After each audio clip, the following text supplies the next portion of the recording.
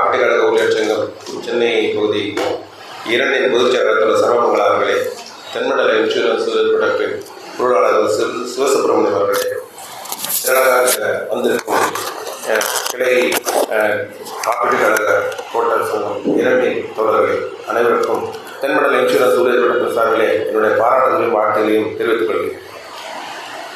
இன்றைக்கு constitution living document என்ற டாப்பிக்கை ஏன் இந்தியா முழுக்க எடுக்க சொல்லியிருக்கு. நம்ம டிசம்பர் 7, 8, 9 நடந்த அகில இன்சூரன்ஸ் ஊழியர் சங்கத்தின் செயற்குழு கூட்டத்தில் எடுக்கப்பட்ட முடிவுகள் முக்கியமான முடிவுகளால் கான்ஸ்டியூஷன் லிவிங் டாக்குமெண்ட்ன்ற ஒரு கருத்தரங்கை இந்தியா முழுக்க நடத்த வேண்டும் அப்படின்னு எடுத்திருக்கோம். அதில் ஒரு பகுதியாக தான் இன்றைக்கு சென்னை கோட்டம் 2 நடத்தி கொண்டிருக்கிறது. இன்றைக்கு எல்லாமே மிகப்பெரிய சேலஞ்சாக போயிருக்கு. ரொம்ப அழகாக சுஷிகாந்த் வந்து சொல்லிட்டு போயிருக்காரு. நம்மளோட மிகப்பெரிய பிரச்சனையே அமைதியாக இருக்கிறது தான். இப்போ அமைதி இந்தியா முழுக்க இருக்குது. அந்த அமைதியை எங்கேயாவது இடத்துல ஓப்பன் பண்ணணும். என்னென்ன சொல்லுவாங்க என்னன்னா, நம்ம எல்லா ஒரு இண்டிவிஜுவல் உறக்க பேசுறதை விட எல்லாரும் சிறு சிறு முணுப்பு இருந்தாலே முணுமுணுப்புன்றது தேவைப்படுது.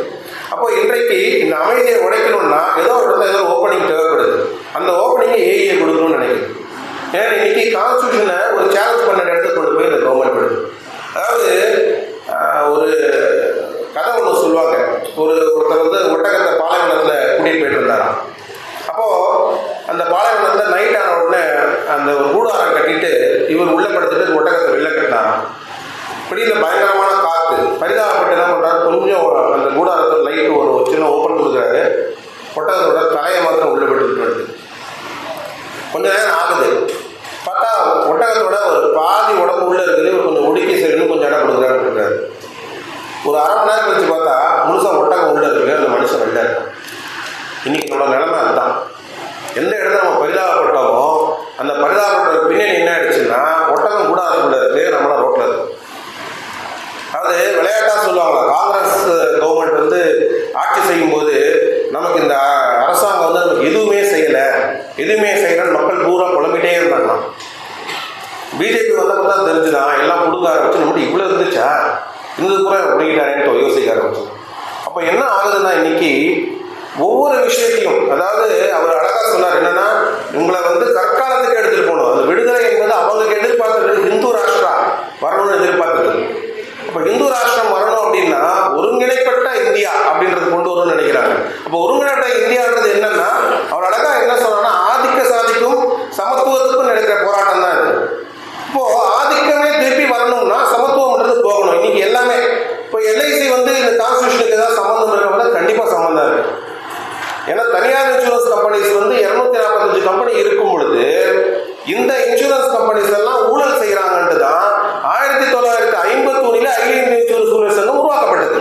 அதோட முதல் டிமாண்டா என்ன, இது எல்லாத்தையும் ஒருங்கிணைத்து ஒரு பொதுத்துறை நிறுவனமாக எல்ஐசி உருவாக்க வேண்டும் என்பதுதான் மிகப்பெரிய ஒரு டிமாண்டா வச்சது. அதன் பின்னணியில் தான் 1956 எல்ஐசி வந்துச்சு.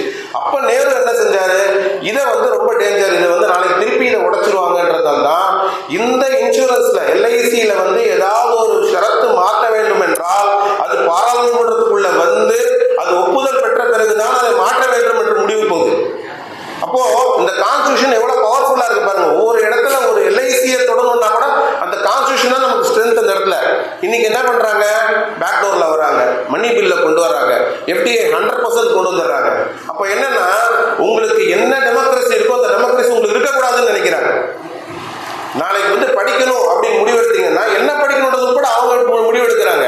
எவ்வளவு அழகா சொல்றாங்க பாருங்க. நீங்க குலத்தொழில் கல்வி எப்படி கொண்டு வந்து நினைக்கிறாங்க. அப்போ ஒரு பக்கம் மனிதனா சாதாரண ஆதிக்க சாதி சாதாரண மக்கள் தான் ரொம்ப அழகா சொன்னார். இன்னைக்கு எல்ஐசி இத்தனை பேர் வேலைக்கே வந்திருக்க முடியாது, அவர் எம்பியா இருக்க முடியாதுன்றார். அப்ப எவ்வளவு பெரிய ஒரு ஆபத்துல இருந்து இந்த கான்ஸ்டியூஷன் காப்பாத்திருக்கு.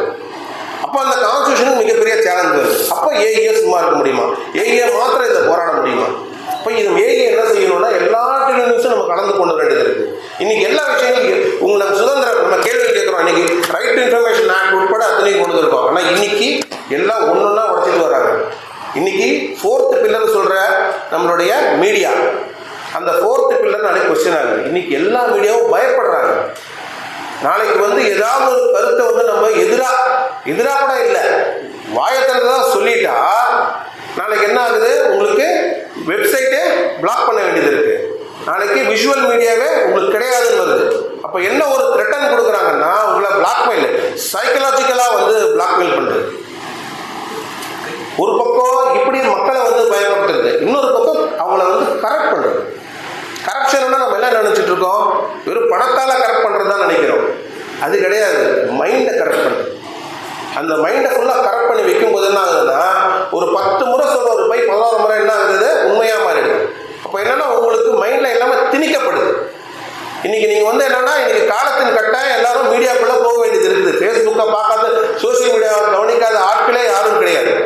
அப்போ சோசியல் மீடியாக்குள்ளே வர்றது அத்தனையும் என்ன ஆகுதுன்னா, உங்களை டியூன் பண்ணுறாங்க சிஸ்டத்துக்குள்ளே. இது கரெக்டுன்றது உங்களையே அக்செப்ட் பண்ண வைக்கிறாங்க. இப்படிதான் போகணுன்றது சரியாக வைக்கிறாங்க.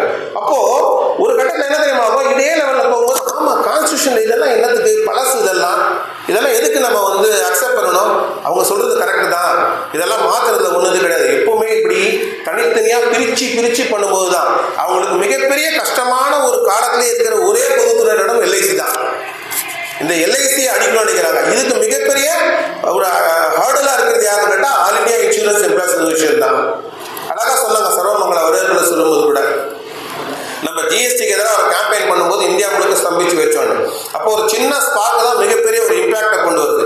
இந்த ஸ்பார்க் தான் இந்த கான்ஸ்டியூஷன் லிவிங் டாக்குமெண்ட் நம்மளோட கருத்தரங்கத்தை இந்தியா முழுக்க நடத்தணும்னு சொல்றோம். இது மாத்திரம் இல்லை, இன்னைக்கு அன்எம்ப்ளாய்மெண்ட் ப்ராப்ளம் எவ்வளோ இருக்குது, யாருக்கா அதை பற்றி கவலை இருக்குதா? எதுவுமே கிடையாது. அவன் வந்து அதை பற்றி யோசிக்காம எவ்வளவு திறமையாக மக்களுக்கு எதிராக செயல்படுறத அவ்வளோ அழகா அவங்க ஒருங்கிணைத்து செய்யும் போது, அதை விட 100 மடங்கு 1000 மடங்கு சக்தி இருக்கிற மக்களால் அவங்களை எதிர்த்து நிற்க முடியாத இடத்த கொண்டு போய் நிறுத்துது. பார்த்தீங்களா? இப்போ இதையெல்லாம் எப்படி நம்ம தடுக்கிறது? இது வந்து கான்வர்சேஷன் தான் பண்ண முடியும். இது கண்டினியூஸாக நம்ம பேசிதான் இருக்கணும். இன்னைக்கு இந்தியா முழுக்க ஒவ்வொரு இடத்துலையும் ஏதாவது ஒரு விஷயம் நடந்துகிட்டே இருக்குது. ஆனால் எதையுமே வந்து யாருமே கேள்வி கேட்கவே முடியல. அநீதிகள்ன்றது சர்வசாதாரணமாக ஒன்றும் இல்லை. ஒரு அட்வொகேட்டு முந்தானத்து ராத்திரின்னு நினைக்கிறேன், இந்த மெரினா பீச்சில் போய் உட்காந்து அவங்களோட இன்னொரு அட்வொகேட்டோட நின்று பேசிகிட்டு இருக்காங்க. எத்தனை மணிக்கு? ராத்திரி 8:30 மணிக்கு, 8:30 9 மணி இருக்கும். அந்த நேரத்தில் போலீஸ்காரர் வராரு. வந்த உடனே யார் நீங்கள், எதுக்கு இங்கே உட்காந்துருக்கீங்க, என்ன காரணத்துக்காக எதுங்க உட்காந்து பேசுகிறீங்க? அப்போ என்னன்னா, இந்த சுதந்திர நாட்டில் ஒரு கடற்கரையில் ஒரு ஆண் நண்பரும் பெண் நண்பரும் உட்கார்ந்து பேசுறதே மிகப்பெரிய. அவங்க வந்து அட்வொகேட் 2 பேரும் கேட்டாங்க, நீங்க யார் இந்த கேள்வி கேட்குறது, மாரல் போலீசிங் ஏன் பண்றீங்கன்னு கேட்குறாங்க. நாளைக்கு இந்த கான்ஸ்டியூஷன்ல இந்த பவர்ஸ் எல்லாம் எடுத்தாங்கன்னா உங்களுக்கு கருத்து சுதந்திரமே இருக்காது. அவங்க சொல்றதை நீங்க செஞ்சுதான் அவங்களோட இடத்தை கொண்டு போய் நிறுத்துவாங்க. அப்போ வந்து என்னன்னா, ஒவ்வொரு விஷயத்த ஒவ்வொரு சாதாரண விஷயமும் வந்து எவ்வளவு பெரிய டேஞ்சர் ஆகுது. நீங்க யோசிச்சு பாருங்க, எல்ஐசியை ஏன் இன்னைக்கு அட்டாக் பண்ணணும், என்ன காரணத்துக்காக இன்னைக்கு FDI 100% கொண்டு வரும்? எப்பெல்லாம் வந்து உங்களுக்கு 1999 வரைக்குமே உங்களுக்கு FDI ரைஸை பற்றி உங்களுக்கு 50% பங்குல மல்ஹோத்ரா கூட விற்கணும்னு சொன்ன பிறகு கூட விற்க முடியல அவங்களால. ஆனால் 99 பாஜக அரசாங்கம் வந்தோம்னா முதல்ல 26% வருது. 2014 வர்ற வரைக்கும் அவங்க அதை எதிர்க்கிறாங்க, FDI வரக்கூடாதுன்ட்டு. எது காங்கிரஸ் கவர்மெண்ட் பீரியட்ல. ஆனால் 2014 வந்தவொடனே அதை 49 ஆக்குறாங்க. 2019 74 100%. ஏதாவது ஒரு ஆதாயம், ஒரு இம்பாக்ட் 100% ஆகிறதுனால தனியார் இன்சூரன்ஸ் கம்பெனி வந்து உருவாக்குறதுனால நடக்குதானா? கிடையாது. இன்றைக்கு அவங்களுக்கு கண்ணு ஊத்துறதுன்னா 52 லட்சம் கோடி. இதுதான் கண்ணை ஊத்துது. 75 நாடுகளுடைய GDPயே கிடையாது.